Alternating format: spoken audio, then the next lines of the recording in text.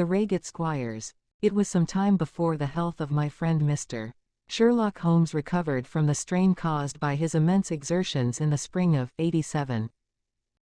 The whole question of the Netherland-Sumatra Company and of the colossal schemes of Baron Maupertuis are too recent in the minds of the public, and are too intimately concerned with politics and finance to be fitting subjects for this series of sketches. They led, however, in an indirect fashion to a singular and complex problem which gave my friend an opportunity of demonstrating the value of a fresh weapon among the many with which he waged his lifelong battle against crime. On referring to my notes, I see that it was upon the 14th of April that I received a telegram from Lyons which informed me that Holmes was lying ill in the Hotel Dulong. Within 24 hours I was in his sick room, and was relieved to find that there was nothing formidable in his symptoms. Even his iron constitution, however, had broken down under the strain of an investigation which had extended over 2 months, during which period he had never worked less than 15 hours a day, and had more than once, as he assured me, kept to his task for 5 days at a stretch. Even the triumphant issue of his labors could not save him from reaction after so terrible an exertion, and at a time when Europe was ringing with his name and when his room was literally ankle-deep with congratulatory telegrams, I found him a prey to the blackest depression. Even the knowledge that he had succeeded where the police of 3 countries had failed, and that he had outmaneuvered at every point the most accomplished swindler in Europe, was insufficient to rouse him from his nervous prostration.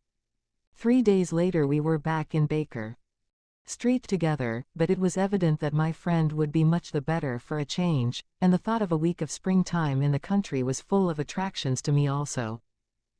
My old friend, Colonel Hayter, who had come under my professional care in Afghanistan, had now taken a house near Reigate in Surrey, and had frequently asked me to come down to him upon a visit.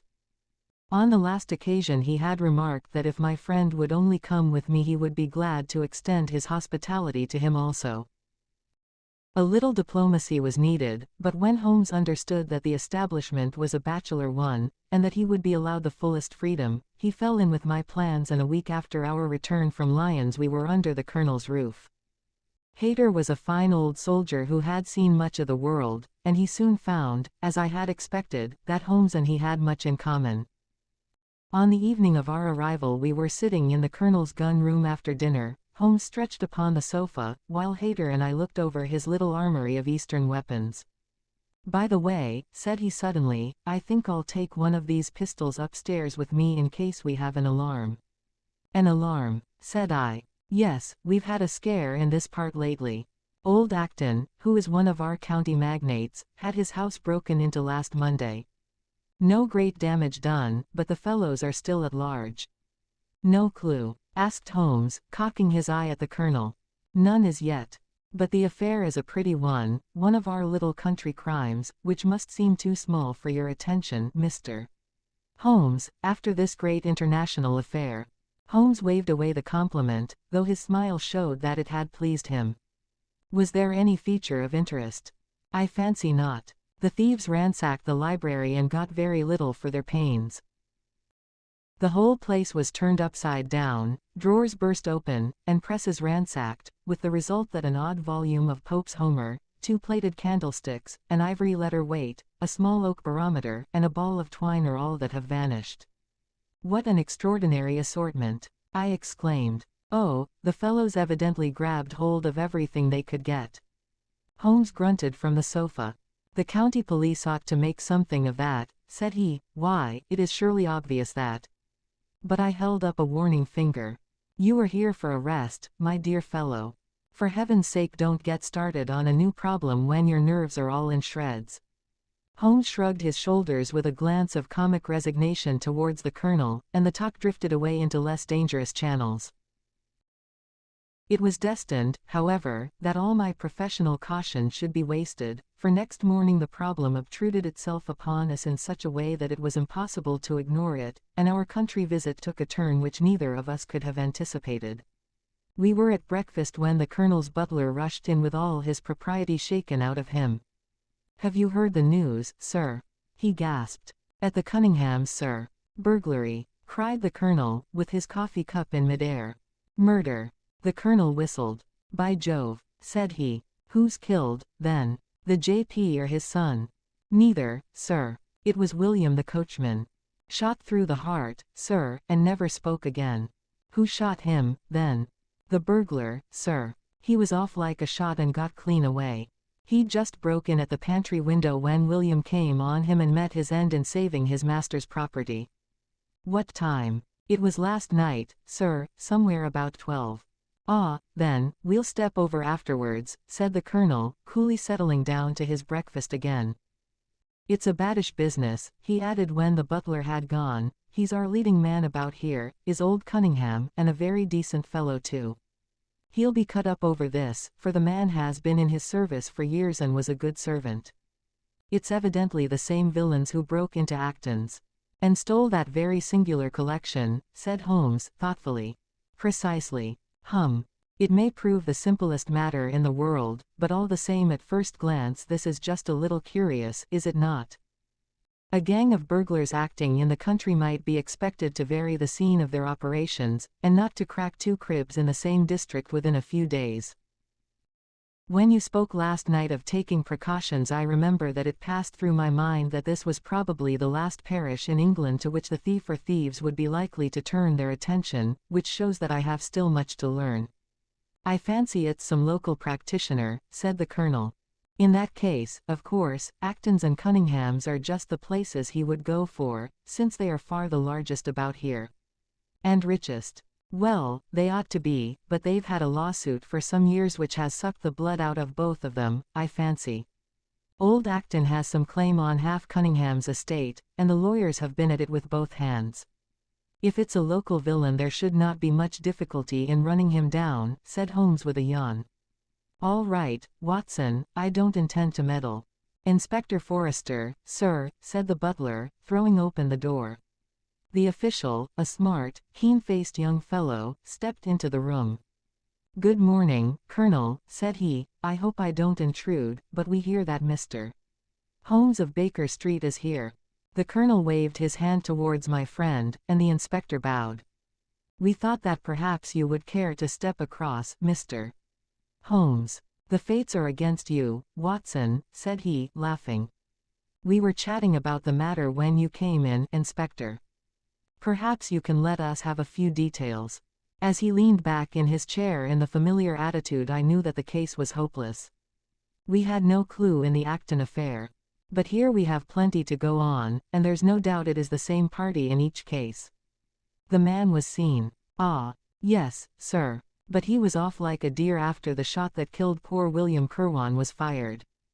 Mr. Cunningham saw him from the bedroom window, and Mr. Alec Cunningham saw him from the back passage. It was 11:45 when the alarm broke out. Mr. Cunningham had just got into bed, and Mr. Alec was smoking a pipe in his dressing gown. They both heard William the coachman calling for help, and Mr. Alec ran down to see what was the matter. The back door was open, and as he came to the foot of the stairs he saw 2 men wrestling together outside. One of them fired a shot, the other dropped, and the murderer rushed across the garden and over the hedge. Mr. Cunningham, looking out of his bedroom, saw the fellow as he gained the road, but lost sight of him at once. Mr. Alec stopped to see if he could help the dying man, and so the villain got clean away. Beyond the fact that he was a middle-sized man and dressed in some dark stuff, we have no personal clue, but we are making energetic inquiries, and if he is a stranger we shall soon find him out. What was this William doing there? Did he say anything before he died? Not a word. He lives at the lodge with his mother, and as he was a very faithful fellow we imagine that he walked up to the house with the intention of seeing that all was right there. Of course this Acton business has put everyone on their guard. The robber must have just burst open the door, the lock has been forced, when William came upon him. Did William say anything to his mother before going out? She is very old and deaf, and we can get no information from her. The shock has made her half-witted, but I understand that she was never very bright. There is one very important circumstance, however. Look at this. He took a small piece of torn paper from a notebook and spread it out upon his knee. This was found between the finger and thumb of the dead man. It appears to be a fragment torn from a larger sheet. You will observe that the hour mentioned upon it is the very time at which the poor fellow met his fate. You see that his murderer might have torn the rest of the sheet from him, or he might have taken this fragment from the murderer. It reads almost as though it were an appointment. Holmes took up the scrap of paper, a facsimile of which is here reproduced. Presuming that it is an appointment, continued the inspector, it is of course a conceivable theory that this William Kirwan, though he had the reputation of being an honest man, may have been in league with the thief. He may have met him there, may even have helped him to break in the door, and then they may have fallen out between themselves. This writing is of extraordinary interest, said Holmes, who had been examining it with intense concentration. These are much deeper waters than I had thought. He sank his head upon his hands, while the inspector smiled at the effect which his case had had upon the famous London specialist. Your last remark, said Holmes, presently, as to the possibility of there being an understanding between the burglar and the servant, and this being a note of appointment from one to the other, is an ingenious and not entirely impossible supposition. But this writing opens up. He sank his head into his hands again and remained for some minutes in the deepest thought. When he raised his face again, I was surprised to see that his cheek was tinged with color, and his eyes as bright as before his illness. He sprang to his feet with all his old energy.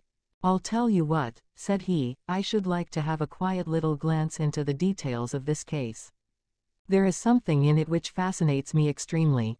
If you will permit me, Colonel, I will leave my friend Watson and you, and I will step round with the inspector to test the truth of one or two little fancies of mine. I will be with you again in half an hour. An hour and a half had elapsed before the inspector returned alone. Mr. Holmes is walking up and down in the field outside, said he. He wants us all four to go up to the house together. To Mr. Cunningham's. Yes, sir. What for? The inspector shrugged his shoulders. I don't quite know, sir. Between ourselves, I think Mr. Holmes had not quite got over his illness yet. He's been behaving very queerly, and he is very much excited. I don't think you need alarm yourself, said I. I have usually found that there was method in his madness. Some folks might say there was madness in his method, muttered the inspector. But he's all on fire to start, Colonel, so we had best go out if you are ready.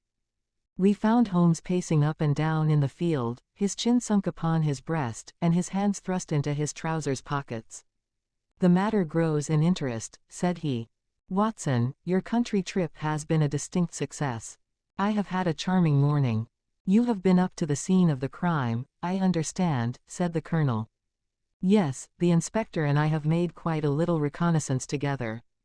Any success? Well, we have seen some very interesting things. I'll tell you what we did as we walk. First of all, we saw the body of this unfortunate man.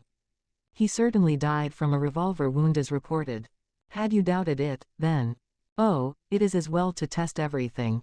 Our inspection was not wasted. We then had an interview with Mr. Cunningham and his son, who were able to point out the exact spot where the murderer had broken through the garden hedge in his flight. That was of great interest. Naturally. Then we had a look at this poor fellow's mother. We could get no information from her, however, as she is very old and feeble. And what is the result of your investigations? The conviction that the crime is a very peculiar one. Perhaps our visit now may do something to make it less obscure. I think that we are both agreed, Inspector, that the fragment of paper in the dead man's hand, bearing, as it does, the very hour of his death written upon it, is of extreme importance. It should give a clue, Mr. Holmes. It does give a clue. Whoever wrote that note was the man who brought William Kirwan out of his bed at that hour. But where is the rest of that sheet of paper? I examined the ground carefully in the hope of finding it, said the inspector. It was torn out of the dead man's hand. Why was someone so anxious to get possession of it? Because it incriminated him. And what would he do with it? Thrust it into his pocket, most likely, never noticing that a corner of it had been left in the grip of the corpse.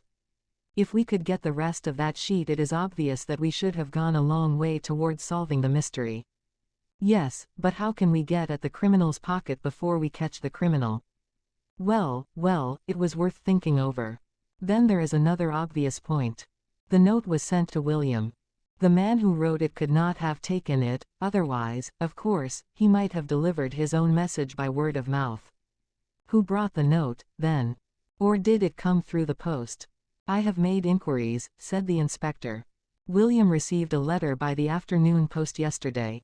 The envelope was destroyed by him. Excellent, cried Holmes, clapping the inspector on the back. You've seen the postman. It is a pleasure to work with you.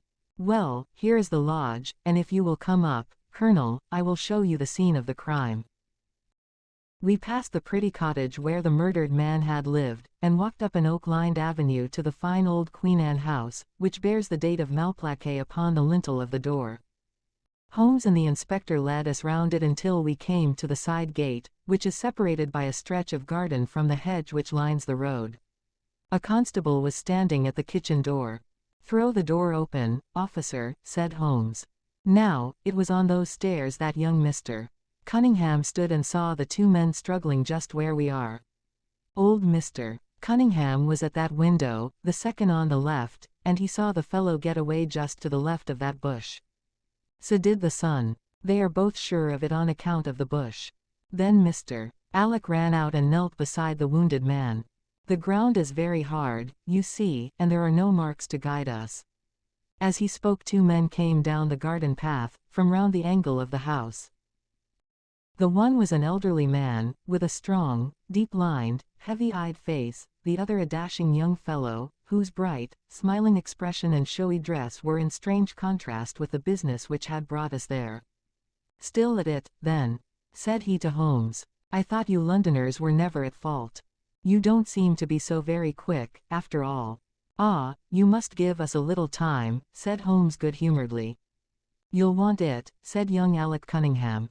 "Why, I don't see that we have any clue at all." "There's only one," answered the inspector. "We thought that if we could only find, good heavens, Mr. Holmes, what is the matter?" My poor friend's face had suddenly assumed the most dreadful expression. His eyes rolled upwards, his features writhed in agony, and with a suppressed groan he dropped on his face upon the ground. Horrified at the suddenness and severity of the attack, we carried him into the kitchen, where he lay back in a large chair, and breathed heavily for some minutes. Finally, with a shamefaced apology for his weakness, he rose once more. "Watson would tell you that I have only just recovered from a severe illness," he explained. "I am liable to these sudden nervous attacks." "Shall I send you home in my trap?" asked old Cunningham. "Well, since I am here, there is one point on which I should like to feel sure. We can very easily verify it." "What was it?" "Well, it seems to me that it is just possible that the arrival of this poor fellow William was not before, but after, the entrance of the burglary into the house. You appear to take it for granted that, although the door was forced, the robber never got in." "I fancy that is quite obvious," said Mr.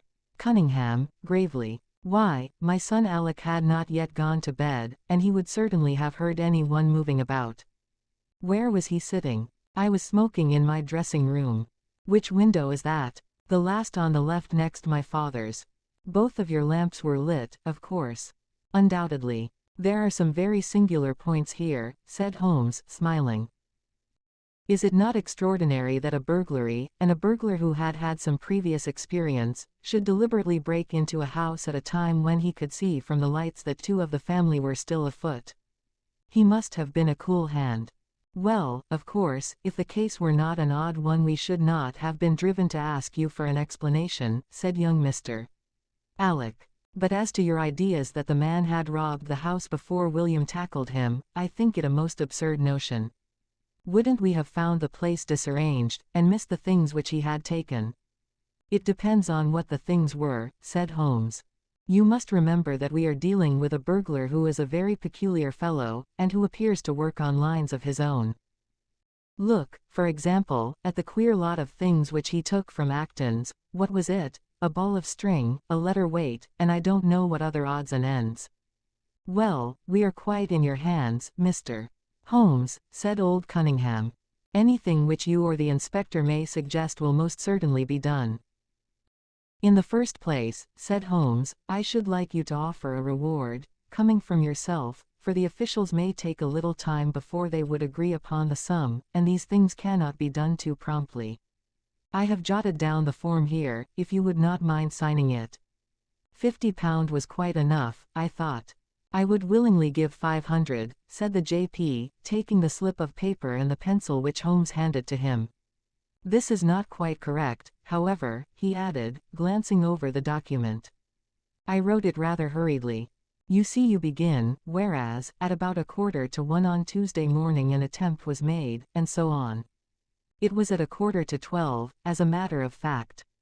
I was pained at the mistake, for I knew how keenly Holmes would feel any slip of the kind. It was his specialty to be accurate as to fact, but his recent illness had shaken him, and this one little incident was enough to show me that he was still far from being himself. He was obviously embarrassed for an instant, while the inspector raised his eyebrows, and Alec Cunningham burst into a laugh. The old gentleman corrected the mistake, however, and handed the paper back to Holmes. Get it printed as soon as possible, he said. I think your idea is an excellent one. Holmes put the slip of paper carefully away into his pocketbook. And now, said he, it really would be a good thing that we should all go over the house together and make certain that this rather erratic burglar did not, after all, carry anything away with him. Before entering, Holmes made an examination of the door which had been forced. It was evident that a chisel or strong knife had been thrust in, and the lock forced back with it. We could see the marks in the wood where it had been pushed in. You don't use bars, then? He asked. We have never found it necessary. You don't keep a dog? Yes, but he is chained on the other side of the house. When do the servants go to bed? About 10. I understand that William was usually in bed also at that hour. Yes. It is singular that on this particular night he should have been up. Now, I should be very glad if you would have the kindness to show us over the house, Mr. Cunningham. A stone-flagged passage, with the kitchens branching away from it, led by a wooden staircase directly to the first floor of the house. It came out upon the landing opposite to a second more ornamental stair which came up from the front hall. Out of this landing opened the drawing-room and several bedrooms, including those of Mr. Cunningham and his son. Holmes walked slowly, taking keen note of the architecture of the house.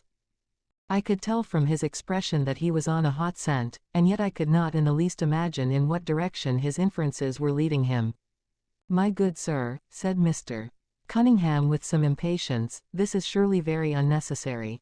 That is my room at the end of the stairs, and my son's is the one beyond it. I leave it to your judgment whether it was possible for the thief to have come up here without disturbing us. You must try round and get on a fresh scent, I fancy, said the son with a rather malicious smile. Still, I must ask you to humor me a little further. I should like, for example, to see how far the windows of the bedrooms command the front. This, I understand, as your son's room. He pushed open the door, and that, I presume, is the dressing room in which he sat smoking when the alarm was given. Where does the window of that look out to? He stepped across the bedroom, pushed open the door, and glanced round the other chamber. I hope that you are satisfied now, said Mr. Cunningham, tartly. Thank you, I think I have seen all that I wished. Then if it is really necessary we can go into my room.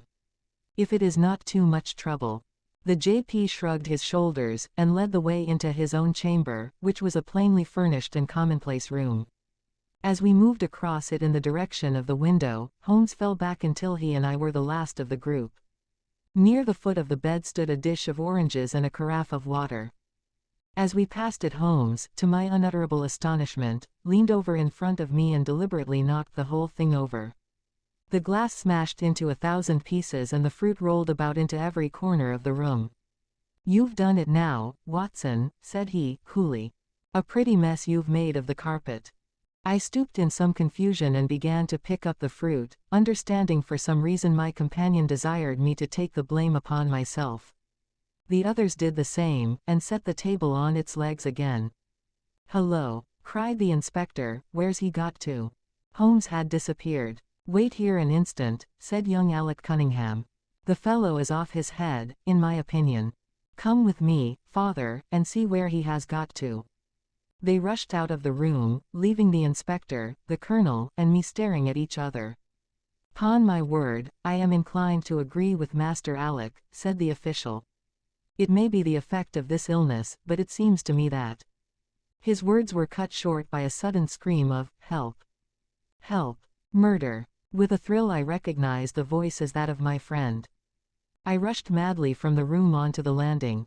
The cries, which had sunk down into a hoarse, inarticulate shouting, came from the room which we had first visited. I dashed in, and on into the dressing room beyond.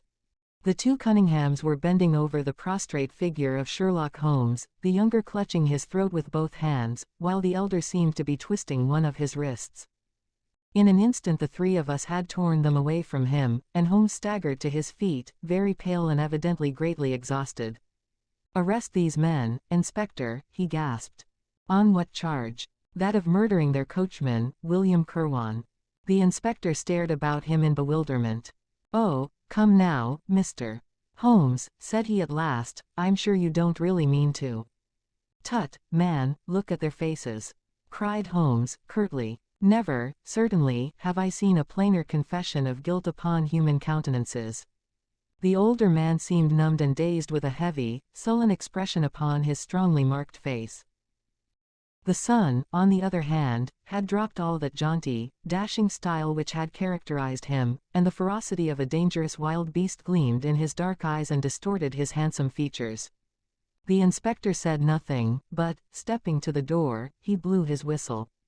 Two of his constables came at the call. "I have no alternative, Mr. Cunningham," said he. "I trust that this may all prove to be an absurd mistake, but you can see that, would you drop it?" He struck out with his hand, and a revolver which the younger man was in the act of cocking clattered down upon the floor. "Keep that," said Holmes, quietly putting his foot upon it, "you will find it useful at the trial. But this is what we really wanted." He held up a little crumpled piece of paper. "The remainder of the sheet," cried the inspector. "Precisely. And where was it?" "Where I was sure it must be. I'll make the whole matter clear to you presently. I think, Colonel, that you and Watson might return now, and I will be with you again in an hour at the furthest. The inspector and I must have a word with the prisoners, but you will certainly see me back at luncheon time." Sherlock Holmes was as good as his word, for about 1 o'clock he rejoined us in the colonel's smoking room. He was accompanied by a little elderly gentleman, who was introduced to me as the Mr. Acton whose house had been the scene of the original burglary. "I wished Mr. Acton to be present while I demonstrated this small matter to you," said Holmes, "for it is natural that he should take a keen interest in the details. I am afraid, my dear Colonel, that you must regret the hour that you took in such a stormy petrel as I am." "On the contrary," answered the Colonel, warmly, "I consider it the greatest privilege to have been permitted to study your methods of working. I confess that they quite surpass my expectations, and that I am utterly unable to account for your result. I have not yet seen the vestige of a clue. I am afraid that my explanation may disillusion you, but it has always been my habit to hide none of my methods, either from my friend Watson or from anyone who might take an intelligent interest in them. But, first, as I am rather shaken by the knocking about which I had in the dressing room, I think that I shall help myself to a dash of your brandy, Colonel. My strength had been rather tried of late. I trust that you had no more of those nervous attacks." Sherlock Holmes laughed heartily. "We will come to that in its turn," said he. "I will lay an account of the case before you in its due order, showing you the various points which guided me in my decision. Pray interrupt me if there is any inference which is not perfectly clear to you. It is of the highest importance in the art of detection to be able to recognize, out of a number of facts, which are incidental and which vital. Otherwise your energy and attention must be dissipated instead of being concentrated. Now, in this case there was not the slightest doubt in my mind from the first that the key of the whole matter must be looked for in the scrap of paper in the dead man's hand. Before going into this, I would draw your attention to the fact that, if Alec Cunningham's narrative was correct, and if the assailant, after shooting William Kirwan, had instantly fled, then it obviously could not be he who tore the paper from the dead man's hand. But if it was not he, it must have been Alec Cunningham himself, for by the time that the old man had descended several servants were upon the scene. The point is a simple one, but the inspector had overlooked it because he had started with the supposition that these county magnates had had nothing to do with the matter. Now, I make a point of never having any prejudices, and of following docilely wherever fact may lead me, and so, in the very first stage of the investigation, I found myself looking a little askance at the part which had been played by Mr. Alec Cunningham. And now I made a very careful examination of the corner of paper which the inspector had submitted to us. It was at once clear to me that it formed part of a very remarkable document. Here it is. Do you not now observe something very suggestive about it? It has a very irregular look, said the colonel. My dear sir, cried Holmes, there cannot be the least doubt in the world that it has been written by two persons doing alternate words. When I draw your attention to the strong T's of et and t, and ask you to compare them with the weak ones of quarter and 12, you will instantly recognize the fact. A very brief analysis of these four words would enable you to say with the utmost confidence that the learn and the maybe are written in the stronger hand, and the what in the weaker. By Jove, it's as clear as day, cried the colonel. Why on earth should two men write a letter in such a fashion? Obviously the business was a bad one, and one of the men who distrusted the other was determined that, whatever was done, each should have an equal hand in it. Now, of the two men, it is clear that the one who wrote the et and t was the ringleader. How do you get at that? We might deduce it from the mere character of the one hand as compared with the other. But we have more assured reasons than that for supposing it. If you examine this scrap with attention you will come to the conclusion that the man with the stronger hand wrote all his words first, leaving blanks for the other to fill up. These blanks were not always sufficient, and you can see that the second man had a squeeze to fit his quarter in between the et and the t, showing that the latter were already written. The man who wrote all his words first is undoubtedly the man who planned the affair. Excellent, cried Mr. Acton. But very superficial, said Holmes. We come now, however, to a point which is of importance. You may not be aware that the deduction of a man's age from his writing is one which has been brought to considerable accuracy by experts. In normal cases one can place a man in his true decade with tolerable confidence. I say normal cases, because ill health and physical weakness reproduce the signs of old age, even when the invalid is a youth. In this case, looking at the bold, strong hand of the one, and the rather broken-backed appearance of the other, which still retains its legibility although the T's have begun to lose their crossing, we can say that the one was a young man and the other was advanced in years without being positively decrepit. Excellent, cried Mr. Acton again. There is a further point, however, which is subtler and of greater interest. There is something in common between these hands. They belong to men who are blood relatives. It may be most obvious to you in the Greek E's, but to me there are many small points which indicate the same thing. I have no doubt at all that a family mannerism can be traced in these two specimens of writing. I am only, of course, giving you the leading results now of my examination of the paper. There were 23 other deductions which would be of more interest to experts than to you. They all tended to deepen the impression upon my mind that the Cunninghams, father and son, had written this letter. Having got so far, my next step was, of course, to examine into the details of the crime, and to see how far they would help us. I went up to the house with the inspector, and saw all that was to be seen.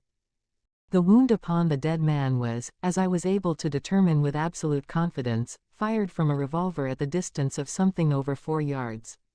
There was no powder blackening on the clothes. Evidently, therefore, Alec Cunningham had lied when he said that the two men were struggling when the shot was fired.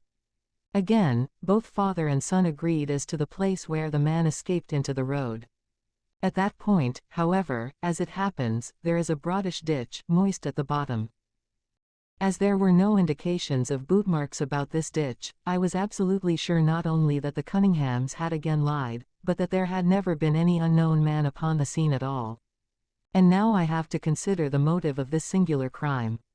To get at this, I endeavored first of all to solve the reason of the original burglary at Mr. Acton's. I understood, from something which the colonel told us, that a lawsuit had been going on between you, Mr. Acton, and the Cunninghams. Of course, it instantly occurred to me that they had broken into your library with the intention of getting at some document which might be of importance in the case. Precisely so, said Mr. Acton. There can be no possible doubt as to their intentions. I have the clearest claim upon half of their present estate, and if they could have found a single paper, which, fortunately, was in the strong box of my solicitors, they would undoubtedly have crippled our case. There you are, said Holmes, smiling. It was a dangerous, reckless attempt, in which I seemed to trace the influence of young Alec.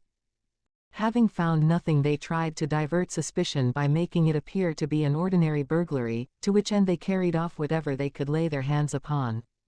That is all clear enough, but there was much that was still obscure. What I wanted above all was to get the missing part of that note. I was certain that Alec had torn it out of the dead man's hand, and almost certain that he must have thrust it into the pocket of his dressing gown. Where else could he have put it? The only question was whether it was still there. It was worth an effort to find out, and for that object we all went up to the house. The Cunninghams joined us, as you doubtless remember, outside the kitchen door. It was, of course, of the very first importance that they should not be reminded of the existence of this paper, otherwise they would naturally destroy it without delay. The inspector was about to tell them the importance which we attached to it when, by the luckiest chance in the world, I tumbled down in a sort of fit and so changed the conversation. Good heavens! Cried the colonel, laughing, do you mean to say all our sympathy was wasted and you're fit an impostor? Speaking professionally, it was admirably done, cried I, looking in amazement at this man who was forever confounding me with some new phase of his astuteness. It is an art which is often useful, said he. When I recovered I managed, by a device which had perhaps some little merit of ingenuity, to get old Cunningham to write the word, 12, so that I might compare it with the 12, upon the paper. Oh, what an ass I have been! I exclaimed. I could see that you were commiserating with me over my weakness, said Holmes, laughing. I was sorry to cause you the sympathetic pain which I know that you felt. We then went upstairs together, and having entered the room and seen the dressing gown hanging up behind the door, I contrived, by upsetting a table, to engage their attention for the moment, and slipped back to examine the pockets. I had hardly got the paper, however, which was, as I had expected, in one of them, when the two Cunninghams were on me, and would, I verily believe, have murdered me then and there but for your prompt and friendly aid. As it is, I feel that young man's grip on my throat now, and the father has twisted my wrist round in the effort to get the paper out of my hand. They saw that I must know all about it, you see, and the sudden change from absolute security to complete despair made them perfectly desperate. I had a little talk with old Cunningham afterwards as to the motive of the crime. He was tractable enough, though his son was a perfect demon, ready to blow out his own or anybody else's brains if he could have got to his revolver. When Cunningham saw that the case against him was so strong he lost all heart and made a clean breast of everything. It seems that William had secretly followed his two masters on the night when they made their raid upon Mr. Acton's, and having thus got them into his power, proceeded, under threats of exposure, to levy blackmail upon them.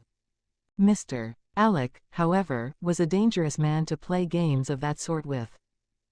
It was a stroke of positive genius on his part to see in the burglary scare which was convulsing the countryside an opportunity of plausibly getting rid of the man whom he feared. William was decoyed up and shot, and had they only got the whole of the note and paid a little more attention to detail in the accessories, it is very possible that suspicion might never have been aroused. And the note? I asked. Sherlock Holmes placed the subjoined paper before us. It is very much the sort of thing that I expected, said he. Of course, we do not yet know what the relations may have been between Alec Cunningham, William Kirwan, and Annie Morrison. The result shows that the trap was skillfully baited. I am sure that you cannot fail to be delighted with the traces of heredity shown in the P's and in the tails of the G's.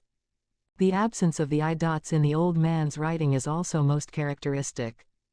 Watson, I think our quiet rest in the country has been a distinct success, and I shall certainly return much invigorated to Baker Street tomorrow.